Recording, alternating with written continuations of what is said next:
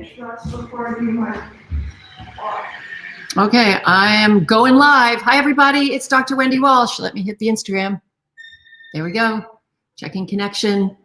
Hi, welcome. The first thing I love everybody to do, let me put it on comments. Let me pick my banner first of all. Let's do Rating Matters, the podcast, of course. And there we go. If people are wondering who I am. And then put it back on comments if you have any comments. So the first thing, hi everybody, how are you on Instagram? Good to see you. So the first thing, give me a wave and tell me where you're watching from. So let me see where you are in the world. It's always fun to know what part of the world everybody is in so I can say hello. I'm looking for the comments over on my right here. That should be coming in by Facebook, from Facebook and YouTube and Twitter now. Hello, Rodney from Corona. How are you? And where else we got up here? Tell me where you're from. Where are you watching from? It's nice to see everybody around the world, if we can say that. Sometimes there are. Hello, Borky Boy from Los Angeles. Who else we got with us?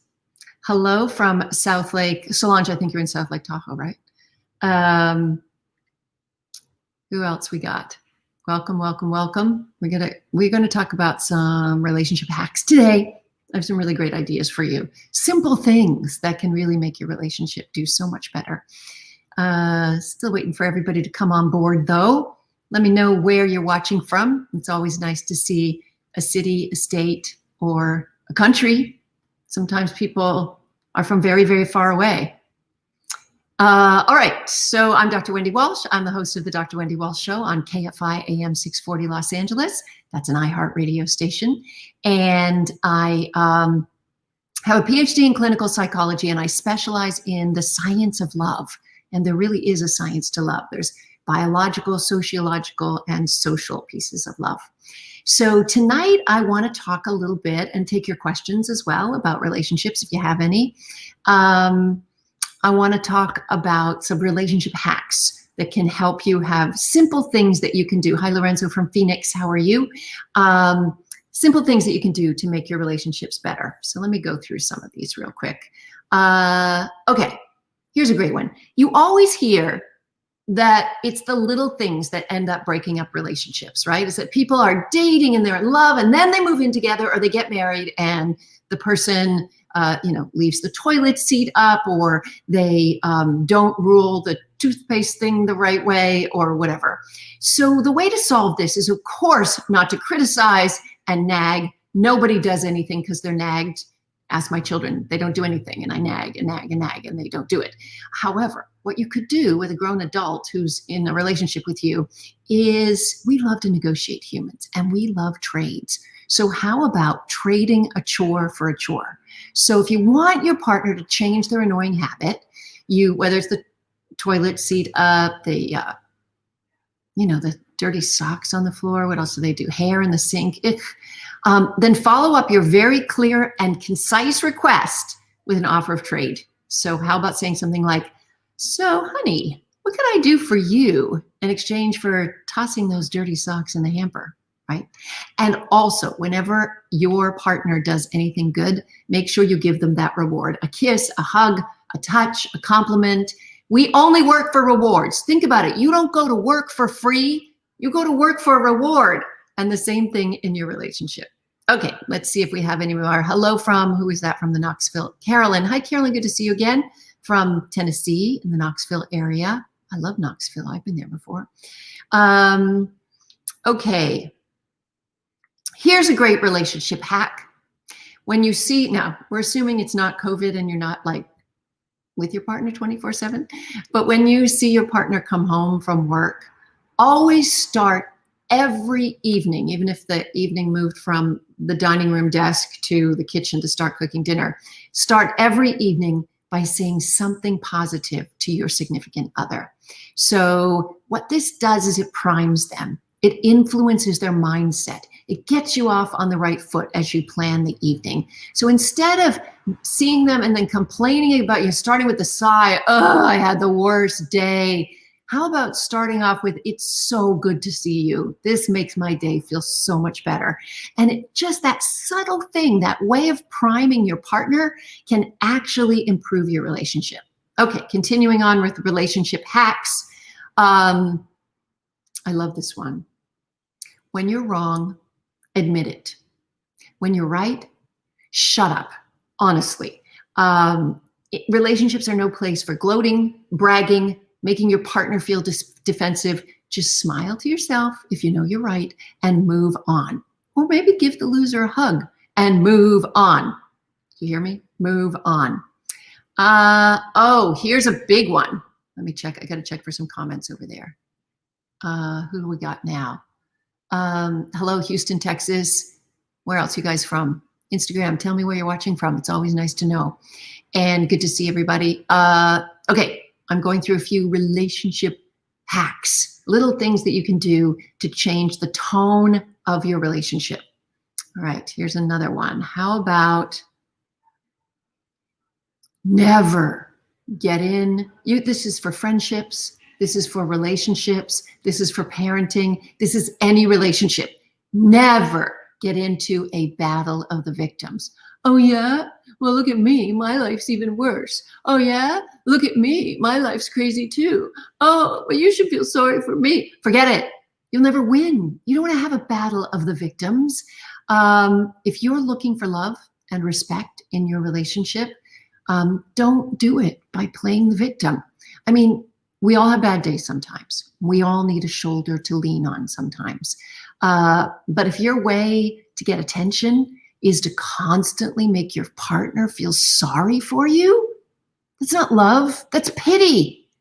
And it's going to wear on the relationship. How about telling your partner how proud they can be of you because you're so resilient and you got through the bad day, right? You came up with great solutions for your bad day. That's much easier to love than just, oh, I have to be with this person because I feel so sad for them. That gets old real quick. Hello, LinkedIn user from Dallas, Fort Worth. Good to see you. Hello from Connecticut. Nice to see you too. Tell me where you're watching from. It's always fun to see all the places you've been. All right, going through a few relationship hacks. Oh, this is a good one because I actually saw this take place, the negative version of it recently, and I was like, whoa. So this is like an unwritten rule in every love relationship. You have to have your bays back in public, no matter what. So your partner might be telling the same old story for the 100th time. Don't roll your eyes, don't look bored. They may get the name of the movie wrong, the actor wrong. They may make, a small technical, don't correct them. Okay, stop it. They may even say something that's slightly politically incorrect, but the time to correct them, the time to reprimand them isn't in front of your friends, isn't in front of their friends for sure.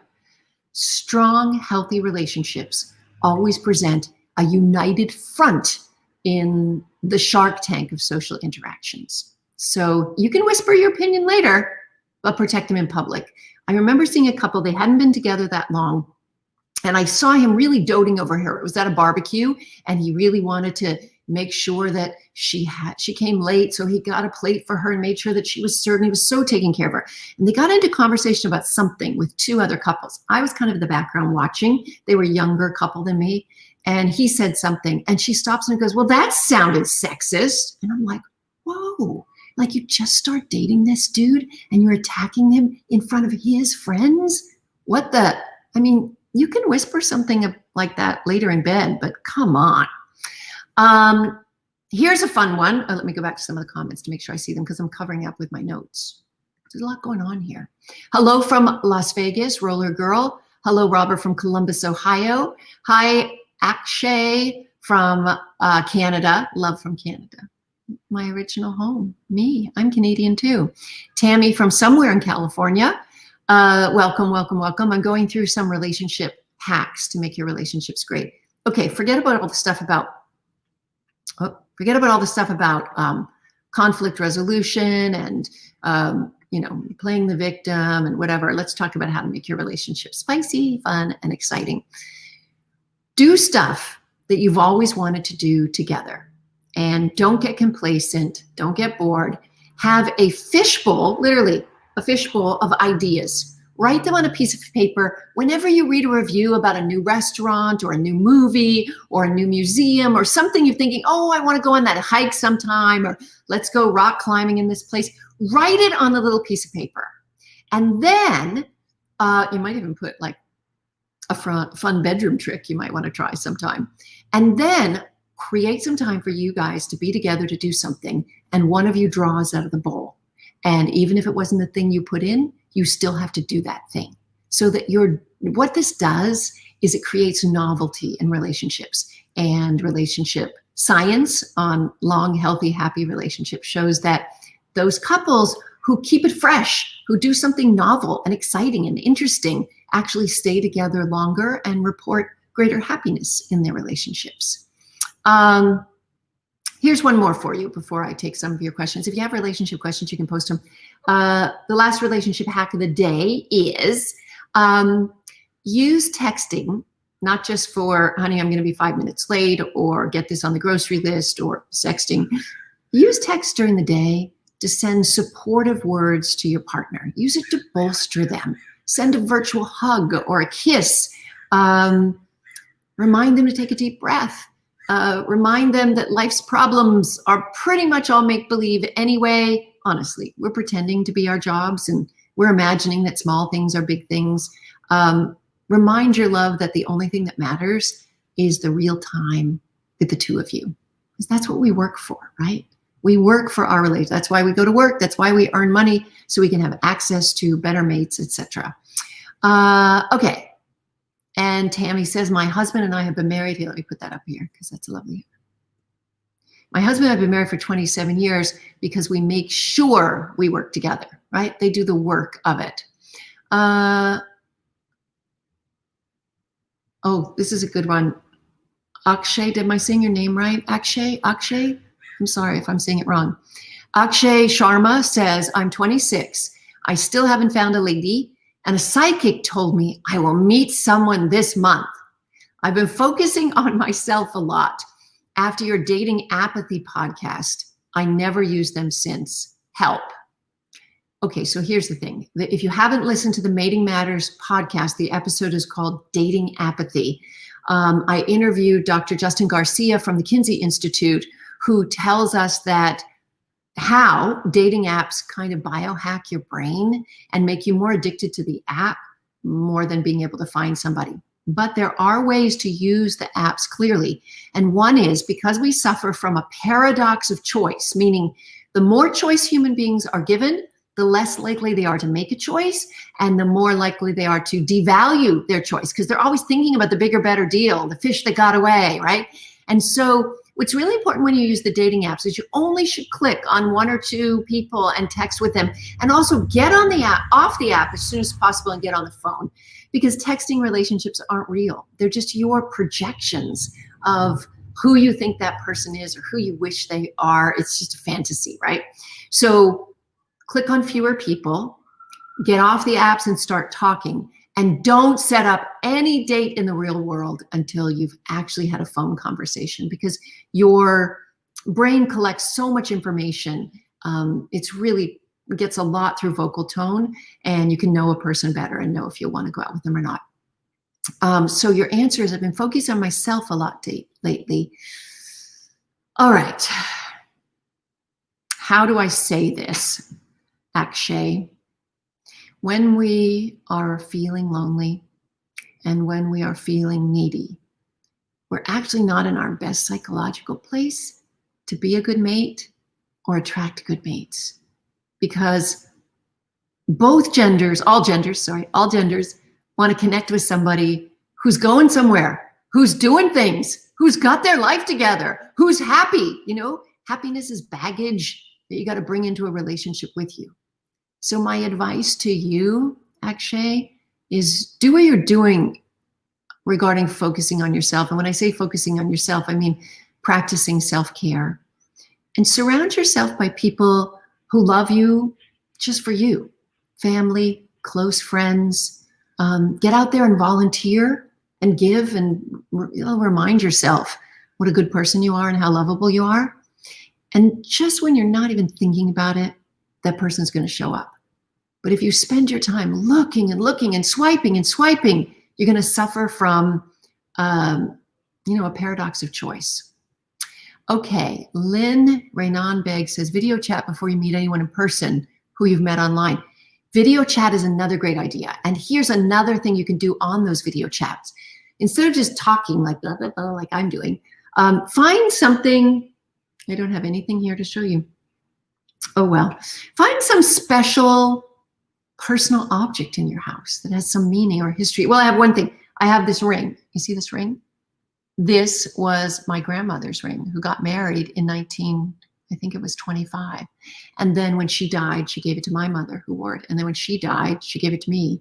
So it's been on one generation of me for nearly 100 years. So there's a story there, right? And then I could tell a story about who my grandmother was. She was the daughter of a lightkeeper on an island off the coast of Newfoundland.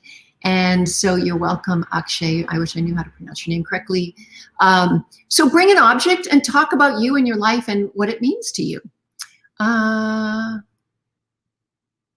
Okay, Carolyn asks, do you know about what % of singles who meet online result in a permanent relationship? Well, Carolyn, this is a great question because I take exception to the word permanent. We have this idea that a relationship is only successful if it lasts forever until death do us part, when actually nearly all human beings are serial monogamous. And even the most monogamous of human beings will have 2 or even 3 long stints of monogamy on their lifespan. So if you got married in the year 1900 and you professed till death do us part, the average length of that marriage was about 12 years. If you got married in 1990 and you professed till death do us part, the average length of that marriage was about 12 years. So in one sense, we were leaving each other through death and the other through divorce. So I think really the question is, how many people who meet online or on apps stay together long enough to have some stint of long-term monogamy that feels good to both of them? And the answer, of course, is we just don't know. But I want to remind everybody that, dating apps are just a new pathway for the same old mating strategies. If you don't have good relationship skills or good human mating strategies, you are not going to be able to make a sustainable relationship online, because relationships are much less about luck and they're much more about skill. So good question. We don't know the answer, but I don't think apps are the problem. Okay, anybody have any more questions about relationships while I'm here? Anybody? I know, I think it's going to be a short one tonight because I'm kind of hungry. And so my older daughter's here now, Carrington. She's downstairs on a meeting on Zoom with her company because they moved her company to Los Angeles from San Francisco. She's 22 and my 17-year-old is here. So I think the 3 of us, hopefully I can take them out to a windy restaurant on a cliff. I swear I'm still so COVID protected. I'm trying to be safe. Anybody else have any relationship questions or comments or anything? If you want to ask me, I'm here. This is my time. This is your time. I'm here for you. That's what I like to say. I'm here for you. You want one more? Maybe if you have no more questions, then I can close with one more relationship hack for you. Let's see. Yes, Roller Girl, it is nice to have my family here, although 22-year-olds really want to separate. So no matter what I say or do, I get an eye roll from her. Here's a great relationship hack. Whenever you argue, take the breakup words out of the equation. Nobody can have a fair fight if you're thinking the whole time that you might break up, okay? So make this a ground rule ahead of time. Whenever you have conflict, promise that you will still love each other through the conflict. Oh, and when you're fighting, don't bring up all the old stuff either. Stick to one fight at a time, one conflict at a time, and resolve it. And learn how to make repair. Some of the most powerful words in a relationship are, I'm sorry, or I forgive you, or now I know you better because I see that tender spot, or I didn't mean to hurt you, right? Where in Canada am I from? I was asked. I was born in Dartmouth, Nova Scotia, Canada. My dad's family are from Prince Edward Island, so I spent most of my summers on their farm in Georgetown, Prince Edward Island. And we moved a lot because my dad was in the Navy. My mom's family is from Newfoundland and Nova Scotia. And so we lived in Victoria, British Columbia, and then a lot of Ottawa, Toronto. And so that's a big, long answer to I'm from all over Canada. But I'm not sure I could ever live in that degree of cold. Although now we're in this heat and fires here in California. Oh my gosh, even at the beach, so far away from the fires, my outdoor furniture had ash covered all over it the other morning. And I was just like, oh my goodness, we're breathing that in. This cannot be good. Okay, and Carolyn said she means at least 1 year. Here, I'll put her up again. Here we go. At least 1 year. And the answer is we don't have data on this because people don't go back to the apps and put, well, that was good. Thank you. I'm back again, but that was a good year. Okay. When's your next podcast? Producer Brooke Peterson told me she just posted a new episode of Mating Matters today. And this is an episode where we reposted the trouble with testosterone, but I did a new interview to open it up with the former hockey player, Brooke Like. And he has a podcast called How Men Think. So I was on his podcast, he was on mine. And so you should listen to it. We have some other interesting ones coming up. The problem has been finding editing time because producer Brooke has been so busy with news during COVID, but we do have some good ones coming up. So keep listening to Mating Matters. Alrighty, no more questions, just a lot of waves. Hi, everybody. Nice to see you, whether it's on Instagram up there or down here on Facebook, 2 Facebook pages, LinkedIn, YouTube, Twitter, even Twitch. I love StreamYard, by the way. Somebody asked me what is my opinion of living together. I don't have an opinion about living together in the sense of whether it's going to help your long-term relationship plans or not. The data, however, shows that people who live together are less likely to become married.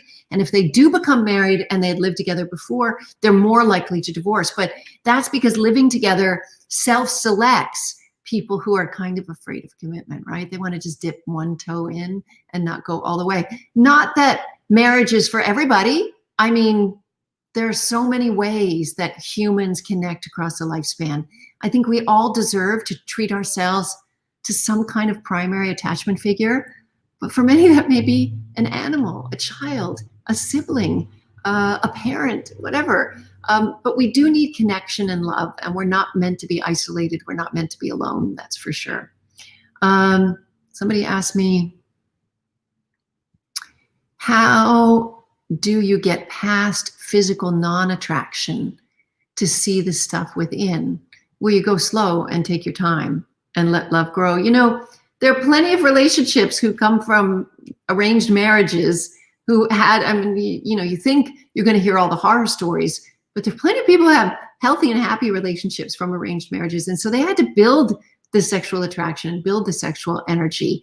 Or if you think in terms of people from very strict religions where they're not even allowed to hold hands before they get married, and then they have to figure out sex, right? So it's all about time, and it's all about talking. It's all about just going slowly. Somebody says, is it bad to live with in-laws? Well, I want to remind you that the history of the human species is that we always lived in multi-generational tribes. So it's actually pretty normal for us. Of course, now we're talking about modern day culture and the clash of it. And I guess the answer really is how you can create boundaries within one household. You know, how you can have your own private space, how you can have your own private topics that you don't tread on with them, how intrusive they are on your relationship. Every situation is going to be different. Okay. Anybody else have any other questions? All right. If I don't see any more, I'm going to take my kids and go out to dinner. It's always great to see you. Just a reminder, I am on KFI AM 640 Los Angeles every Sunday from 4 to 6. You can listen to it anywhere live on the iHeartRadio app. In addition, that show, the Dr. Wendy Walsh show, gets put on the app forever. So you can find all the old shows and listen to them on the iHeartRadio app. And then I also have a podcast with producer Brooke Peterson called Mating Matters. It's mostly about evolutionary psychology. Oh, the topic, by the way, senior service, was relationship hacks. And we've just been through a few of them. And what else? And I always do this live stream every Wednesday at 6 o'clock. And you can watch me also on, if you haven't downloaded the new app Local Now, you should. It's free movies, free streaming TV, all kinds of stuff. And every once in a while, a video from me. So there we go. It's great to see you all. I'll see you on the radio Sunday, 4 to 6. Bye.